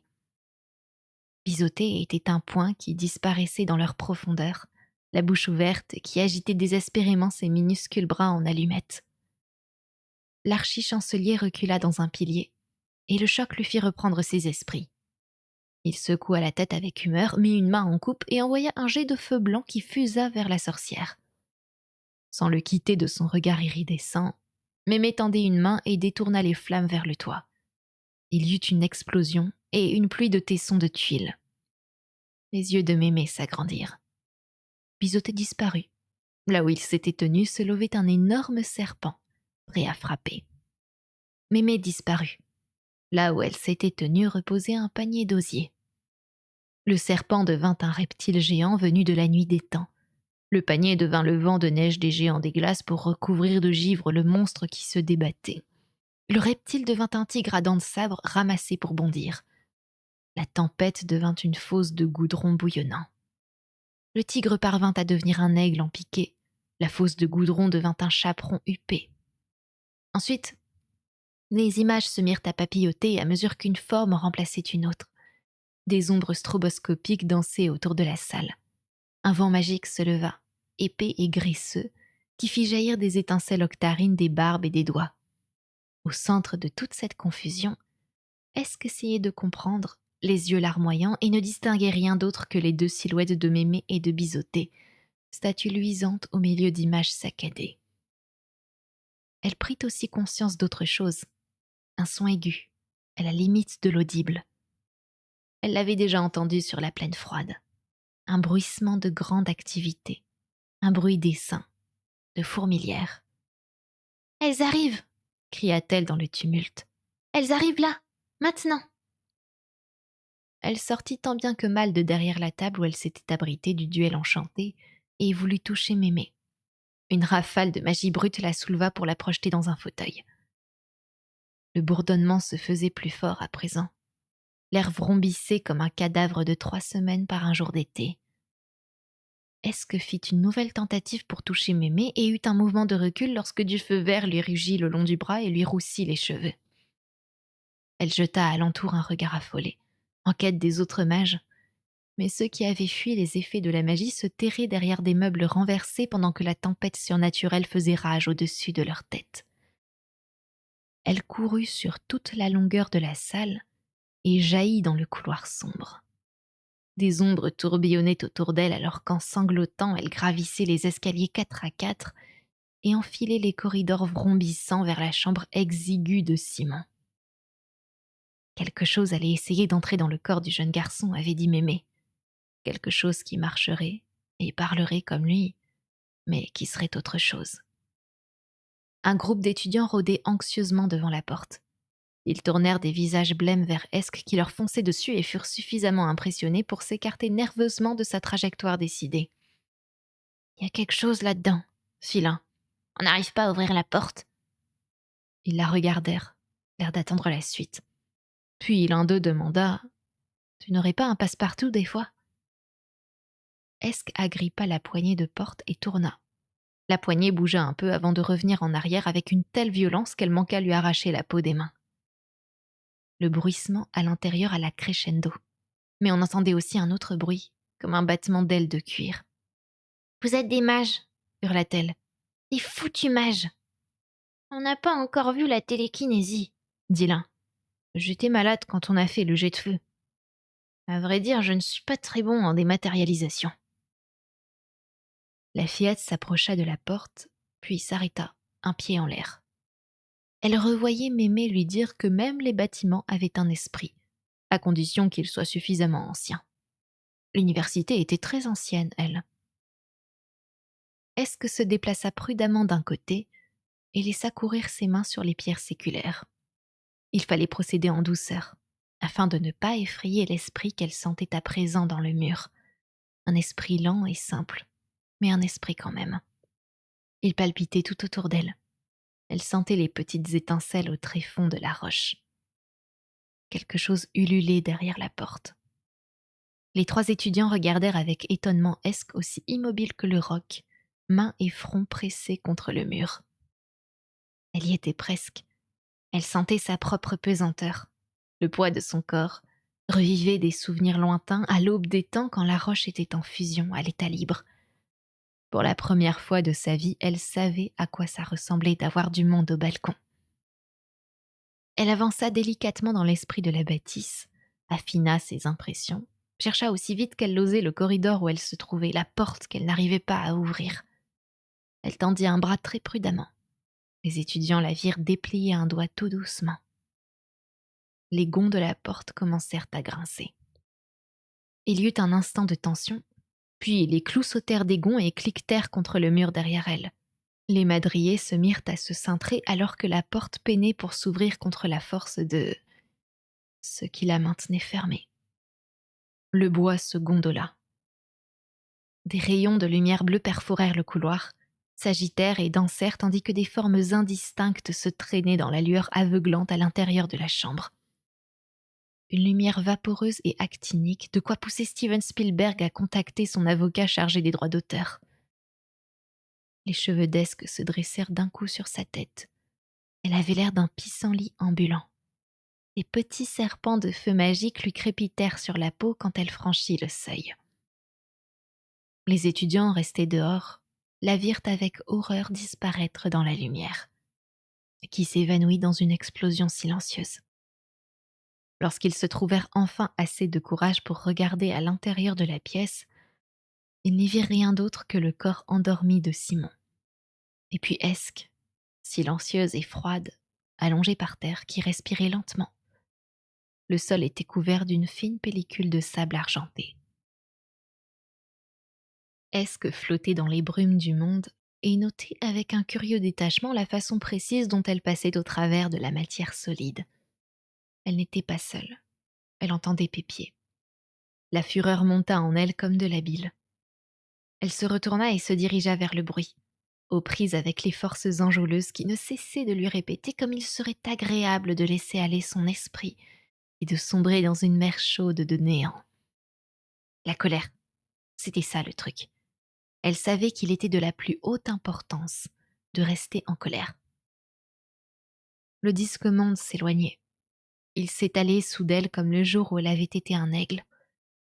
Mais cette fois, elle survolait la mer circulaire. Elle était assurément circulaire, comme si Dieu avait manqué d'idées. Au-delà s'étendaient les bras des continents, et la longue chaîne des montagnes du Bélier s'étirait jusqu'au Moyeu. Il y avait encore d'autres continents dont elle n'avait jamais entendu parler, et de tout petits chapelets d'îles.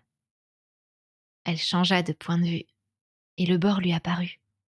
C'était la nuit, et comme le soleil en orbite du disque se trouvait sous le monde, il éclairait la longue chute d'eau qui saignait le rebord. Il éclairait aussi la grande Atuine, la tortue du monde.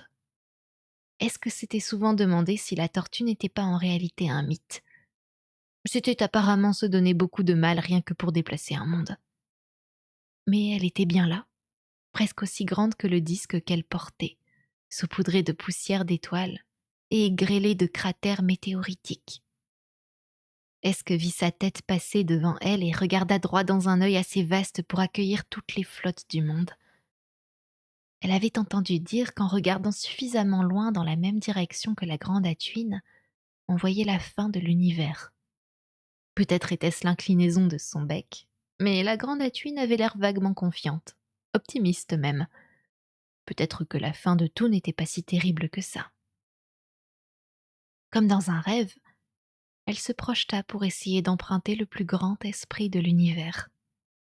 Elle s'arrêta juste à temps, comme un enfant dans sa petite luge qui s'attendait à une descente en pente douce et découvre soudain les montagnes magnifiques, enneigées qui se déploient dans les champs glacés de l'infini. Personne n'emprunterait jamais cet esprit-là. Ce serait comme vouloir avaler toute l'eau de l'océan. Les pensées qui le traversaient étaient aussi colossales et lentes que des glaciers.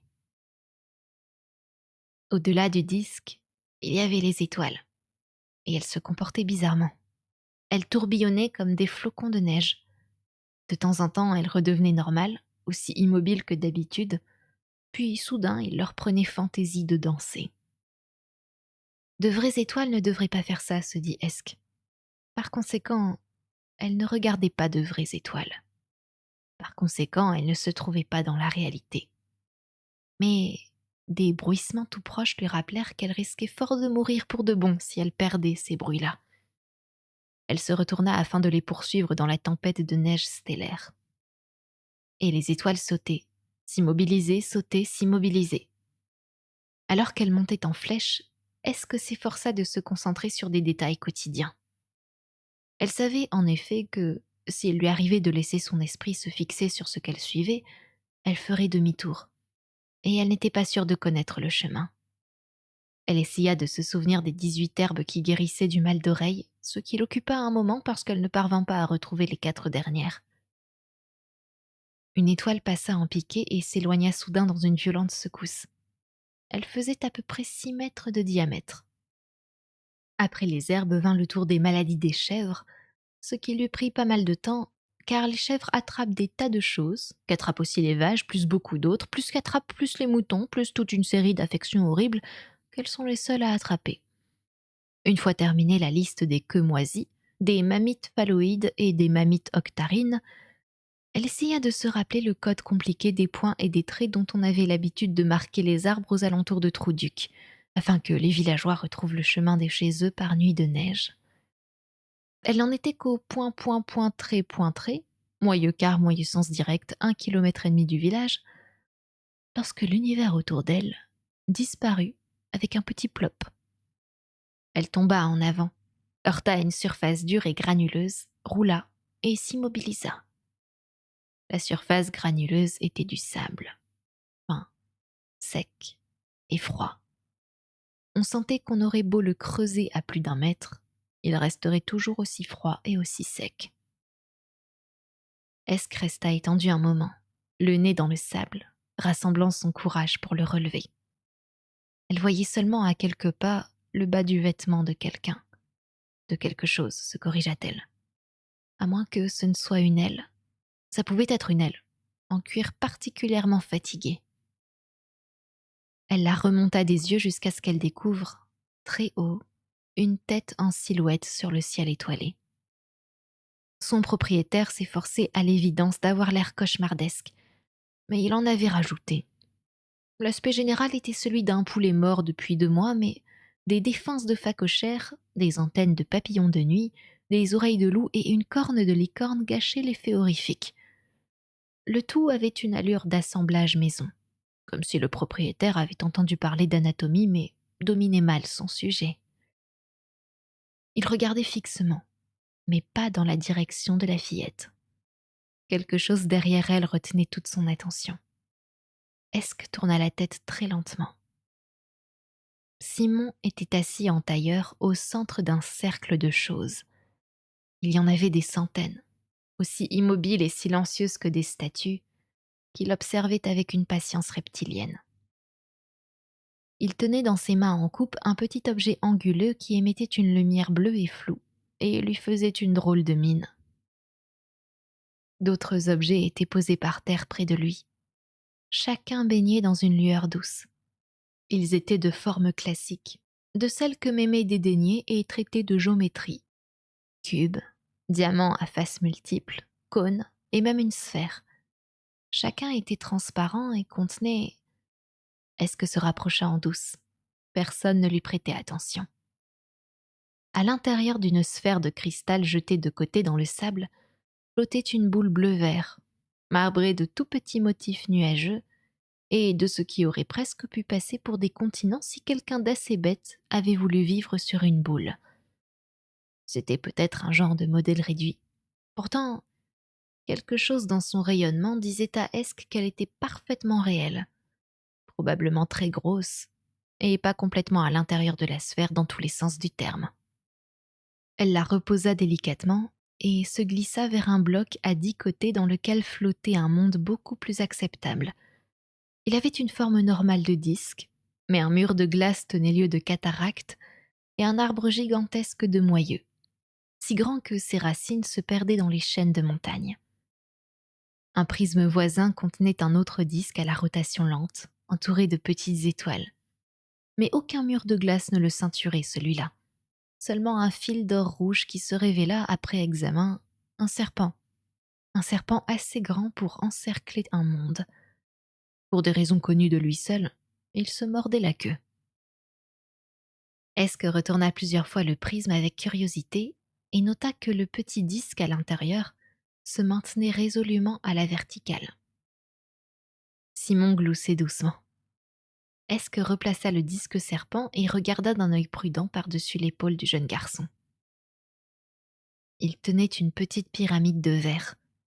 Elle renfermait des étoiles, et de temps en temps il la secouait légèrement, si bien que les étoiles tourbillonnaient comme de la neige soulevée par le vent avant de reprendre leur position initiale. Simon se mettait alors à glousser. Et au-delà des étoiles, c'était le disque-monde. Une grande atuine pas plus grosse qu'une petite soucoupe se traînait péniblement sous un monde qui paraissait l'œuvre d'un joaillier obsédé. Secousse, tourbillon, secousse, tourbillon, gloussement. Il y avait déjà de légères fêlures dans le verre. Esk regarda les yeux vides de Simon, leva la tête vers les faces affamées des choses les plus proches, tendit le bras, arracha la pyramide des mains de l'étudiant, fit demi-tour et se mit à courir. Les choses ne firent pas un geste, tandis qu'elles fonçaient dans leur direction, presque pliées en deux, la pyramide étroitement pressée contre la poitrine. Mais soudain, ses pieds ne coururent plus sur le sable. Elle se sentit soulevée dans l'air glacial et une chose à face de lapin noyé se tourna lentement vers elle en avançant une serre. « Tu n'es pas vraiment là, se dit Esk. Tu vis une espèce de rêve, ce que Mémé appelle une analogie. Tu ne peux pas vraiment souffrir. Tout ça, c'est imaginaire. Absolument aucun mal ne peut t'arriver, ça se passe en fait dans ta tête. Je me demande si cette chose le sait. » La serre la saisit en l'air et la face de lapin s'ouvrit à la façon d'une peau de banane. Il n'y avait pas de bouche, rien qu'un trou noir, comme si la chose n'était qu'une ouverture sur une dimension encore pire où, en comparaison, le sable gelé et le clair de lune sans lune passeraient pour un week-end balnéaire charmant. Esk tenait la pyramide du disque et frappait de sa main libre la serre qui la ceinturait, sans résultat. L'obscurité s'étendait au-dessus d'elle, comme une porte vers l'oubli total. Elle donna un coup de pied, le plus fort qu'elle put. Ce qui, vu les circonstances, n'était pas très fort. Mais là où frappa son pied se produisit une explosion d'étincelles blanches qui fit plop. Elle aurait fait un bang beaucoup plus convaincant si l'air raréfié n'avait pas absorbé le bruit. La chose poussa un cri strident comme une tronçonneuse qui rencontrerait au cœur d'un arbrisseau sans défiance un clou caché, oublié depuis longtemps. Ses congénères alentour émirent un bruissement compatissant. Esk donna un second coup de pied. La chose brailla et la laissa tomber sur le sable. Elle eut assez de présence d'esprit pour rouler, le petit monde serré contre elle pour le protéger, parce que même dans un rêve, une cheville brisée peut être douloureuse. La chose tituba, hésitante au-dessus d'elle. Les yeux d'Esk s'étrécirent. Elle posa le monde avec beaucoup de précaution, frappa la chose de toutes ses forces là où devaient se trouver ses tibias, si tibias il y avait sous cette cape, et reprit le monde dans un même mouvement parfaitement enchaîné. La créature hurla, se plia en deux puis bascula lentement comme un sac rempli de cintres. Lorsqu'elle toucha terre, elle s'affaissa en une masse de membres disloqués. La tête roula au loin, oscilla un instant et ne bougea plus. C'est tout, songea Esk. Ils savent à peine marcher alors. Quand on leur tape dessus, ils s'écroulent. Les choses les plus proches pépierent et cherchèrent à reculer tandis que la fillette marchait sur elles d'un pas décidé. Mais comme leur corps paraissait plus ou moins tenir parce qu'elles prenaient leur désir pour des réalités, le résultat ne fut guère probant. Est-ce qu'on frappa une pourvue d'une petite famille de calmars en guise de figure, et la créature s'affaissa en un tas convulsé d'os, de morceaux de fourrure et de tronçons dépareillés de tentacules. On aurait dit un repas grec. Une autre, un peu plus heureuse, commençait à se traîner maladroitement à l'écart. Mais Esk lui balança un coup sur un de ses 5 tibias.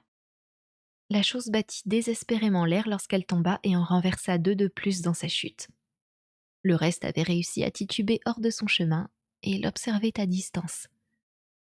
Esk fit quelques pas en direction de la plus proche qui voulut s'enfuir et s'écroula. Elles étaient peut-être laides, elles étaient peut-être malfaisantes, mais question poésie gestuelle, les choses avaient autant de grâce et de coordination qu'une chaise longue.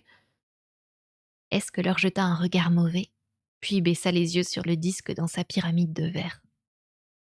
Toute cette agitation n'avait aucunement eu l'air de le gêner. Elle avait réussi à sortir. Si, effectivement, elle se trouvait dehors et qu'on supposait le disque dedans.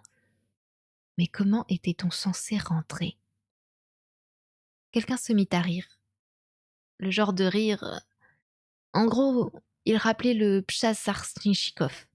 Ce vocable garotte épiglotte est rarement employé sur le disque, sauf par des linguistes acrobates grassement payés et, bien entendu, par la petite tribu des Ktournis qui l'ont inventé. Il n'a pas de synonyme direct, bien que le mot kumuli, skernt, le sentiment qu'on éprouve en découvrant que le précédent occupant des cabinets a utilisé tout le papier, s'en approche vaguement sur un plan général de profondeur émotionnelle. La traduction la plus littérale en est la suivante. Le vilain petit bruit de l'épée qu'on dégaine dans votre dos à l'instant même où vous croyez vous être débarrassé de tous vos ennemis. Cependant, les knurtifhones assurent qu'il ne rend pas les nuances de sueur froide, d'arrêt du cœur et de blocage intestinal du vocable original. C'était un rire de ce genre-là. Esk se retourna lentement. Simon s'avançait nonchalamment vers elle sur le sable, les mains en coupe devant lui. Il avait les yeux clos. « Tu t'imaginais vraiment que ça allait être aussi facile ?» dit-il. Lui, ou quelque chose. Ça ne ressemblait pas à la voix de Simon, mais plutôt à des dizaines de voix parlant en même temps. « Simon ?» hasarda-t-elle. « Il ne nous sert plus à rien », dit la chose à la forme du jeune garçon. « Il nous a montré la voie, petite. Maintenant, donne-nous ce qui nous appartient. » Esk recula. « Je crois pas que ça vous appartient, qui que vous soyez. » Le visage devant elle ouvrit les yeux. Ils étaient tout noirs. Pas de couleur, rien que 2 trous donnant sur un autre espace. Nous pourrions dire que si tu nous le remettais, nous nous montrerions cléments. Nous pourrions dire que nous te laisserions partir sous ta propre forme. Mais à quoi bon, n'est-ce pas? Je vous croirai pas, fit Esk. Bon, très bien. La chose Simon sourit. Tu ne fais que retarder l'inévitable, dit-elle. Ça me va. Nous pourrions te le prendre, de toute façon. Prenez-le alors. Mais je crois pas que vous y arriverez. Vous pouvez rien prendre sans qu'on vous le donne, hein. Ils tournaient l'un autour de l'autre. Tu vas nous le donner, dit la chose Simon. D'autres choses s'approchaient à présent, revenaient à travers le désert à grandes enjambées horriblement saccadées. Tu vas te fatiguer, continua la créature. Nous pouvons attendre. Nous sommes très bons à cet exercice. Elle feinta sur la gauche, mais Esk pivota pour rester de face. Ça fait rien, dit la fillette. Tout ça, je le rêve, et vous pouvez pas me faire de mal en rêve. La chose marqua un temps et la regarda de ses yeux vides. Vous n'avez pas ce mot-là dans votre monde. Je crois que c'est psychosomatique. Jamais entendu causer, lâcha Esk. Il signifie que tu peux réellement avoir mal en rêve. L'intérêt, c'est que si tu meurs dans ton rêve, tu vas rester ici. C'est ça qui serait chouette. Esk jeta un coup d'œil en coin aux montagnes au loin, affalées sur l'horizon glacé comme des pâtés de sable effondrés. Il n'y avait pas d'arbres, ni même de rochers. Rien que du sable, des étoiles froides et... Elle sentit le mouvement plutôt qu'elle ne l'entendit et elle se retourna, la pyramide serrée entre les mains comme un gourdin. L'arme improvisée frappa la chose Simon en plein bond avec un bruit sourd convaincant. Mais à peine la créature toucha-t-elle terre qu'elle roula en avant et se retrouva debout avec une fâcheuse aisance. Mais elle avait entendu Esk octer et lut la brève douleur dans ses yeux. Elle s'arrêta. « Ah, là ça t'a fait mal, n'est-ce pas? Tu n'aimes pas voir souffrir les autres, hein? Pas ce garçon-là, on dirait. » Elle se retourna, fit un signe, et 2 des grandes choses s'approchèrent de leur congénère Simon avec force tangage pour la gripper fermement par les bras. Son regard se modifia. L'obscurité disparut et les yeux de l'étudiant s'ouvrirent dans son visage. Il les leva sur les choses qui le flanquaient et se débattit brièvement. Mais l'une lui enlaçait le poignet de plusieurs paires de tentacules, tandis que l'autre lui emprisonnait le bras dans la plus grande pince de homard du monde. Il vit alors Esk, et ses yeux tombèrent sur la petite pyramide de verre. « Sauve-toi » siffla-t-il. « Emmène ça d'ici. Ne laisse pas le prendre. » Il grimaça lorsque la pince se resserra. « C'est une ruse » fit Esk. « C'est qui en réalité ?»« Tu ne me reconnais pas ?» demanda-t-il pitoyable. « Qu'est-ce que tu fais dans mon rêve ?»« Si c'est un rêve, alors j'aimerais bien me réveiller, s'il te plaît, » dit Esk. « Écoute, faut que tu te sauves tout de suite, tu m'entends? Ne reste pas là bouche bée. »« Donne-le-nous, » fit une voix froide dans la tête d'Esk. Elle baissa les yeux sur la pyramide de verre et son petit monde insouciant à l'intérieur, puis les releva d'un air interrogateur sur Simon, les lèvres ouvertes sur un O étonné. « Mais c'est quoi ça ? Regarde bien. » Esk scruta à travers la paroi. Si elle plissait les yeux, le petit disque lui apparaissait granuleux, comme formé de millions de grains minuscules. Si elle se concentrait sur les grains... « C'est que des nombres, » dit-elle. « Le monde, il est fait qu'avec des nombres. » « Ce n'est pas les nombres, c'est une idée du monde, » dit Simon. « Je l'ai créée pour elles. Elles ne peuvent pas nous atteindre, vois-tu, mais ici les idées prennent forme. Les idées sont réelles. Donne-le-nous. » « Mais les idées peuvent pas faire mal. » « J'ai transformé les choses en nombres pour les comprendre. Mais elles, ce qu'elles veulent, c'est les diriger, » dit amèrement Simon. « Elles se sont infiltrées dans mes nombres comme... » Il hurla. « Donne-le-nous, sinon nous le mettons en miettes. » Esk leva la tête vers la figure de cauchemar la plus proche. « Comment savoir si je peux vous faire confiance ?» demanda-t-elle. « Tu ne peux pas nous faire confiance, mais tu n'as pas le choix. » Esk considéra le cercle de faciès que même un nécrophile aurait fui, des faciès modelés dans du fumier de poissonnier, des faciès pris au hasard à des êtres qui se tapissaient au fond des trous marins et hantaient des cavernes, des faciès pas assez humains pour lorgner ni couver du regard, mais aussi inquiétants qu'un sillage en V près d'un baigneur imprudent. Elle ne pouvait pas leur faire confiance, mais elle n'avait pas le choix.